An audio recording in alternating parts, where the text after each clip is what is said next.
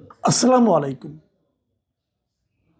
বেগম খালেদা জিয়া অসুস্থ এবং একটু জটিল রকমই অসুস্থ উনি। এটা নিয়ে আমরা জানতে পেরেছি গত কয়েকদিন ধরেই যে জীবন মৃত্যুর একটা সন্ধিক্ষণে উনি আছেন।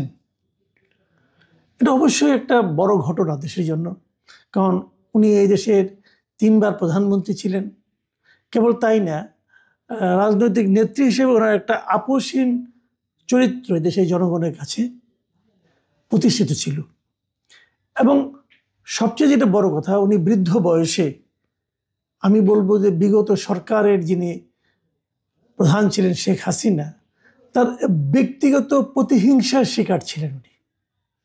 সম্পূর্ণভাবে একটা প্রতিহিংসা চরিতার্থ করার জন্য বেগম খালেদা জিয়াকে এই বৃদ্ধ বয়সে দীর্ঘদিন কারাভোগ করতে হয়েছিল।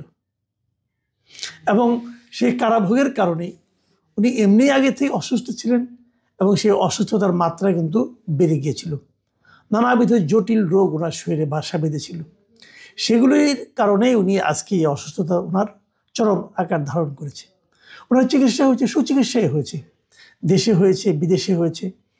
কিন্তু তারপরও তো সমস্ত রোগ, সমস্ত কিছু, মানুষের বয়স, এগুলো তো জয় করা যায় না। এই যখন খালেদা জিয়ার শারীরিক অবস্থা, সে সময়ে দেশে একটা বড় আলোচনার বিষয় হলো তার একমাত্র জীবিত পুত্র এবং একমাত্র জীবিত সন্তান জনাব তারেক রহমান এখনো কেন দেশে আসছেন না। তারেক রহমানের দেশে ফেরা না ফেরা নিয়ে অনেক দিন ধরে আলোচনা হচ্ছিল, অনেক দিন ধরেই। এই আলোচনাটা সবচেয়ে বেশি জোরালো হয়ে গেল শেখ হাসিনা সরকার দেশ থেকে, শেখ হাসিনা নিজে এবং তার সরকারের লোকজন দেশ থেকে চলে যাওয়ার পর। তখন তারেক রহমানের জন্য একটা অনুকূল পরিবেশ ছিল। তখন বারবার বলা হচ্ছিল যে শেখ হাসিনা চলে গেল, তারেক রহমানের নামে বেশ কয়েকটা মামলা আছে। তারপর দেখা গেল সেই মামলাগুলো একে একে উঠে গেল। তাহলে সব মামলা যখন উঠে গেল, তখন উনি আসছেন না কেন, এটা নিয়ে আলোচনা হলো। এবং তারপর গত 15 জুনে দেশের অন্তর্বর্তীকালীন সরকারের প্রধান জনাব ডক্টর ইউনূস যখন লন্ডনে যেয়ে তারেক রহমানের সঙ্গে মিটিং করলেন, তখন তো এটা বোঝা গেল যে এই সরকারের সঙ্গে তার একটা খুব ভালো সম্পর্ক আছে। এবং ওই সময়ে দেশের থেকে স্বরাষ্ট্র মন্ত্রণালয়ের যে উপদেষ্টা আছেন জাহাঙ্গীর আলম চৌধুরী, লেফটেন্যান্ট জেনারেল, উনিও কিন্তু বললেন যে তারেক রহমানের দেশে আসার ক্ষেত্রে কোনো ধরনের আইনগত এবং কোনো ধরনের তার সরকারের পক্ষ থেকে কোনো ধরনের বাধা নেই। তাহলে তারেক রহমান আসতে পারেন। জুন মাস গেল, জুলাই গেল, অগাস্ট গেল, সেপ্টেম্বর, অক্টোবর, নভেম্বরও প্রায় যায়। তারেক রহমান কেন আসছেন না? কোনো ব্যাখ্যা নেই। কিন্তু এই ব্যাখ্যা উনিও দেননি, ওনার দলও দেয়নি। এখন ব্যাখ্যা যদি না দেয় কেউ, তাহলে কি মানুষের মনে প্রশ্নটা থেমে যায়? থেমে যায় না, বরং আরো বেড়ে যায়। মানুষ কিন্তু একটা কারণ জানতে চায়। তারেক রহমানকে যারা ভালোবাসেন, বিএনপিকে যারা ভালোবাসেন, বিএনপি আগামীতে ক্ষমতায় আসবে যারা ভাবেন, তারা অবধারিতভাবে এটাও ভাবেন যে তারেক রহমানই আগামীতে এসে দায়িত্ব নেবেন এবং উনি প্রধানমন্ত্রী হবেন। তো আমাদের দেশের ভাবি প্রধানমন্ত্রী, এদেশের আগামী দিনের কাণ্ডারি এমন কাজ কেন করছেন যার কোনো ব্যাখ্যা আমরা জানতে পারবো না? আমাদের জানার অধিকার আছে। কারণ উনি যদি পাবলিক ফিগার না হতেন, উনি যদি আমাদের নেতা না হতেন, আমাদের কিছু যায় আসে না, আমরা কিছু ভাবতামও না। কিন্তু উনি যখন আমার নেতা, তখন তো আমি জানতে চাইতেই পারি যে আপনি কেন আসবেন না। না আসার 10টা কারণ থাকতে পারে, আমার কোনো আপত্তি নেই। আপনি কারণগুলি কেন বলবেন না? বলবেন না কেন? আজকে সকাল 9টার সময় তারেক রহমান নিজে একটা তার ফেসবুকে একটা পোস্ট দিয়েছেন। সেই পোস্টটা পড়ে, মানে খুবই টাচি একটা পোস্ট। আমি পোস্টটা তো উনি যা যা বলেছেন সবগুলি, আমি বেশ বড় একটা পোস্ট, পুরোটা তো পড়ে শোনা যাবে না।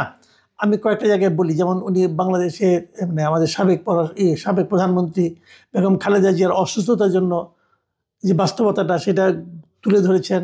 এই জন্য সবাই তাকে হেল্প করছে, সবাই সমবেদনা জানাচ্ছে, সেটাও বলেছেন। আমাদের প্রধান উপদেষ্টা যে বলেছেন তার জন্য দোয়া চেয়েছেন দেশের জন্য, সেটাও বলেছেন। তারপরে ওনার রোগ মুক্তির জন্য সকলের কাছে উনি দোয়া করতে বলেছেন। এগুলি সব একটা সন্তান হিসেবে যে বলেছেন, খুবই টাচি কমেন্টস, খুবই টাচি। এবং তারপর উনি এমন একটা কথা লিখেছেন যে কথাটা আমার মনে হয় আপনাদের সঙ্গে শেয়ার করা দরকার, সবাই এটাই শেয়ার করেছে।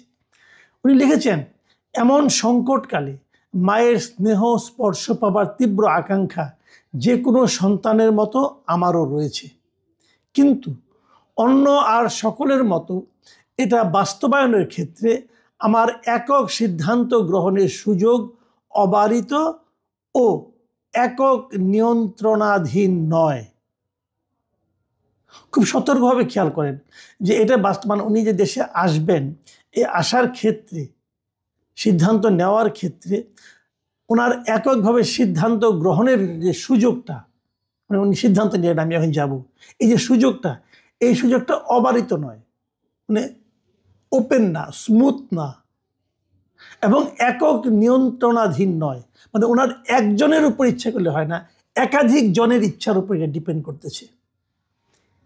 ভাবুন, কিন্তু এই একাধিক জনকে অথবা একাধিক ব্যক্তিকে অথবা একাধিক গোষ্ঠীকে, একাধিক রাষ্ট্র, ওকে, একাধিক রাষ্ট্রকে, দেখুন আপনি কিন্তু এলেবেলে কোনো লোক না।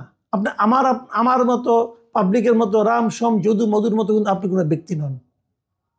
আপনি একটা দেশের কাণ্ডারি হতে যাচ্ছেন। এখন আপনার স্টেপ যদি অন্য কারোর উপর নির্ভরশীল হয় এবং সেই নির্ভরশীলতার কারণে আপনি যদি আপনার মৃত্যু শয্যায় থাকা আপনার মার কাছে না আসতে পারেন, তাহলে আপনি দেশের দায়িত্ব কি করে নেবেন?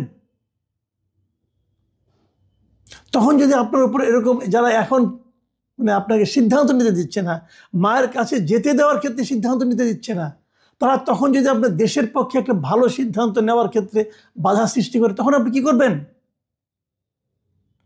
আপনি কিন্তু এই প্রশ্নগুলো কিন্তু আমি করতাম না, এই প্রশ্নগুলো আপনি আমার মনে জাগিয়ে দিলেন। এই প্রশ্ন দেশের অনেকেই করছে। এই প্রশ্নের জবাব জনাব তারেক রহমান আপনাকে দিতে হবে। আপনাকে নিয়ে আমরা আকাশ সমান কল্পনা, আমাদের আকাশ সমান ভরসা আমাদের। আমরা মনে করি পৃথিবীর কেউ আপনাকে দমাতে পারবে না, আর আপনি বলছেন যে আপনার একক নিয়ন্ত্রণের মধ্যে নাই।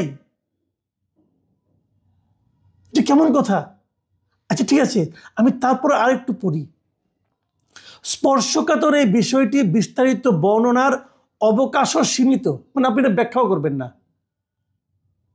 আচ্ছা, রাজনৈতিক বাস্তবতার এই পরিস্থিতি প্রত্যাশিত পর্যায়ে উপনীত হওয়া মাত্রই স্বদেশ প্রত্যাবর্তনে আমার সুদীর্ঘ উদ্বিগ্ন প্রতীক্ষার অবসান ঘটবে বলেই আমাদের পরিবার আশাবাদী।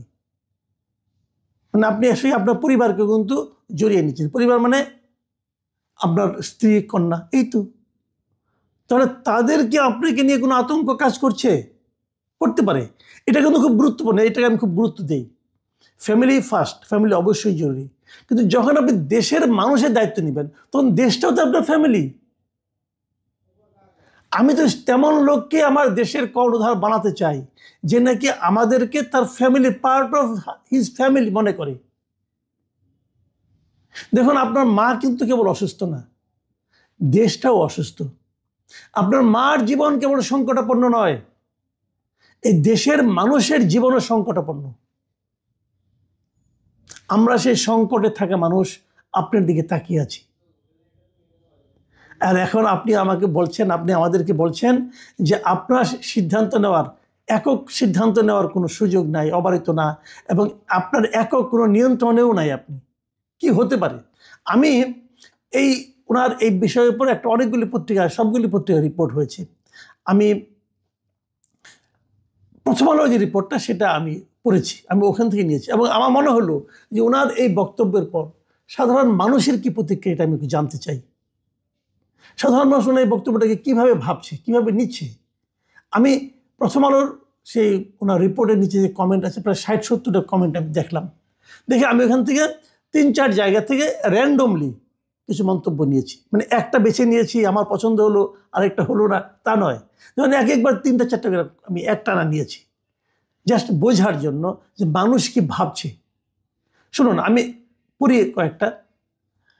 প্রথম যে কমেন্টটা পড়ছি সেটা আজকে 3টা 50 মিনিটে একজন লিখেছেন। আননেমড ইউজার, উনি নিজের নামটা প্রকাশ করতে চান নাই। উনি কি লিখেছেন, যারা ওনাকে ভুল বুঝছেন তাদের পুরো বিষয়টা না বুঝে নেতিবাচক মন্তব্য করা উচিত নয়।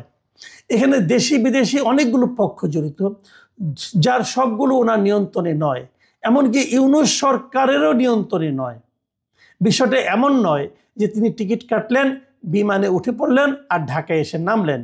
তাকে বহনকারী বিমান যে যে দেশের উপর দিয়ে আসবে তারাও এখানে ফ্যাক্টর। বিদেশি ফ্যাক্টর সম্ভবত আরও আছে। যার মা মৃত্যুসজ্জায়, তিনি সুযোগ থাকা সত্ত্বেও আসছেন না, এমন ভাবা নির্বুদ্ধিতার পরিচয়। আমি এই মতামতটাকে খুব গুরুত্ব সহকারে নিয়েছি। উনি কিন্তু বেশ একটা ভালো ব্যাখ্যা দিয়েছেন। আমি এরপর পড়ছি মিস্টার জুনায়েদের একটা মন্তব্য। তিনি লিখেছেন, ভাই আপনি একেবারে নির্বাচনের আগের দিনই আইসেন।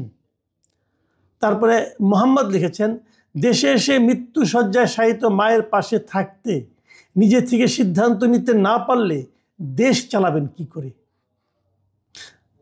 আমি কোনো মন্তব্যের প্রেক্ষিতে কিছু বলছি না, আমি কেবল মন্তব্যগুলো পড়ে যাচ্ছি। আরেকজন আননেমড ইউজার লিখেছেন, you still can not decide sir, how can you rely on your leadership, you are so selfish. Rimu লিখেছেন, আল্লাহ সকল বিপদ ও বাধা থেকে মুক্ত করুন। মোহাম্মদ ইমরান হোসেন লিখেছেন, তারেকের দেশে আসা তাহলে কার হাতে? উনি একটা প্রশ্ন করেছেন কিন্তু। আবার আরেকজন আননেমড ইউজার তিনি লিখেছেন, an ancient leader cannot be a free leader.